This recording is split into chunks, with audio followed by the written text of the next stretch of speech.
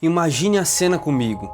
Depois de anos de caminhada pelo deserto, depois de ver o mar se abrir, o maná cair do céu, a água brotar da rocha, depois de vitórias marcantes e derrotas dolorosas, o povo de Israel finalmente chega à Terra Prometida.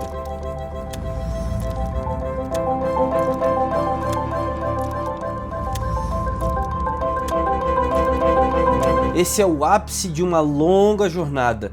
Tudo aquilo que Deus havia prometido a Abraão, Isaac e Jacó agora estava diante deles. Era o cumprimento de gerações de espera, mas em vez de viver em paz plena, um episódio inesperado quase colocou tudo a perder. Um mal-entendido que quase gerou uma guerra civil, e é sobre isso que nós vamos refletir hoje. O que isso ensina para nós, que também vivemos em comunidade, especialmente dentro da igreja. O texto de Josué 22 nos apresenta esse momento.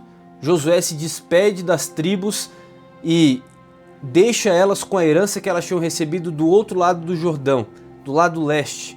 Elas haviam cumprido a promessa feita, atravessaram o Jordão, lutaram lado a lado com os irmãos, permaneceram fiéis até o fim da conquista. Josué, reconhecendo sua lealdade, permite que retornem para casa. Era um momento de descanso, de finalmente usufruir da terra que Deus tinha lhes dado. Porém, ao chegarem perto do Jordão, essas tribos constroem ali um altar. O problema é que, para quem estava do outro lado, isso parecia ser um ato de rebelião. Sabe, uma tentativa de criar um outro centro de adoração, uma ruptura com o santuário estabelecido. De repente, o povo que havia marchado unido por anos estava prestes a se matar. Aqui temos uma lição crucial já. Muitas das maiores crises de relacionamento na igreja, na família ou no trabalho não vêm de grandes pecados, mas de interpretações equivocadas, de conclusões precipitadas. Como disse o filósofo Blaise Pascal, pouca coisa é necessária para nos alegrar e pouca coisa é necessária para nos entristecer. Uma atitude mal entendida, uma palavra mal colocada, um gesto fora de contexto pode incendiar corações e dividir comunidades inteiras. As tribos de Israel se reuniram e decidiram confrontar as tribos do leste, mas antes de partir para a guerra, enviaram representantes para dialogar. Isso já é uma lição. A pressa em atacar poderia ter gerado sangue inocente, mas a decisão de ouvir e esclarecer permitiu que a verdade viesse à tona.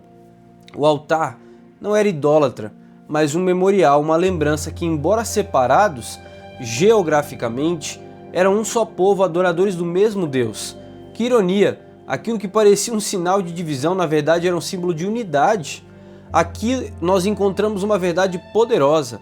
A pressa em julgar nos afasta do propósito de Deus. Tiago 1,19 ecoa forte. Todo homem seja pronto para ouvir, tardio para falar e tardio para se irar. Em um tempo em que todos querem opinar sobre alguma coisa, responder rápido, postar imediatamente, comentar no mesmo segundo, Deus nos chama a ser lentos para reagir. A unidade se preserva quando cultivamos a paciência e a disposição em ouvir. A história de Josué 22 também nos lembra da importância de construir altares de memória. O altar levantado não era para sacrifícios, mas para servir como um testemunho às gerações futuras. Era um marco visível de que aquelas tribos faziam parte da mesma aliança. O que nós temos deixado como altar para as próximas gerações? Uma herança de fé e unidade ou rastros de intrigas e disputas? Ellen White escreveu assim: devemos guardar constantemente em mente que a vida cristã é uma vida de união com Cristo e que a nossa união uns com os outros só será verdadeira e duradoura se estivermos unidos a Deus. Pense também no impacto dessa história no contexto maior. O povo havia acabado de conquistar a Terra Prometida, mas isso não significava ausência de problemas. Às vezes nós pensamos que viver na Terra Prometida, essa vida prometida espiritual, estar firme, ativo na igreja, em comunhão com Deus, vai nos blindar de conflitos, mas a realidade é outra. Mesmo diante da igreja, mesmo entre irmãos de fé, podem surgir mal-entendidos, fofocas, suspeitas. A diferença é como nós escolhemos lidar com elas. C.S. Lewis afirmou assim: os cristãos que se odeiam mutuamente se unem em Cristo com mais força do que se unem a eles mesmos sem Cristo. Essa frase é dura, mas verdadeira. Cristo é o único elo capaz de sustentar a unidade entre pessoas tão diferentes, com culturas, temperamentos e histórias diversas. Quando Cristo não é o centro, qualquer detalhe vira motivo de divisão, mas quando Ele é o centro, até as diferenças profundas podem ser superadas. Outro aspecto dessa história é a escolha das palavras. O verso dessa lição que nós tiramos é: a resposta calma desvia a fúria, mas a palavra ríspida desperta a ira. Isso está lá em Provérbios 15, verso 1. Quantos conflitos poderiam ser evitados se nos aprendêssemos a responder com calma, se aprendêssemos a respeitar o tempo? Pense nos últimos desentendimentos que você viveu.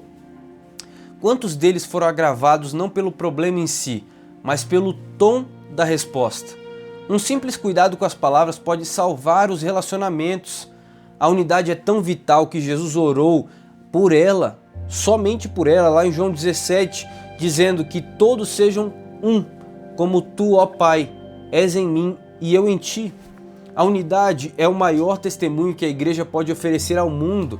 Mais do que sermões, mais do que músicas, mais do que prédios bonitos, é o amor entre irmãos que convence o mundo da presença de Cristo.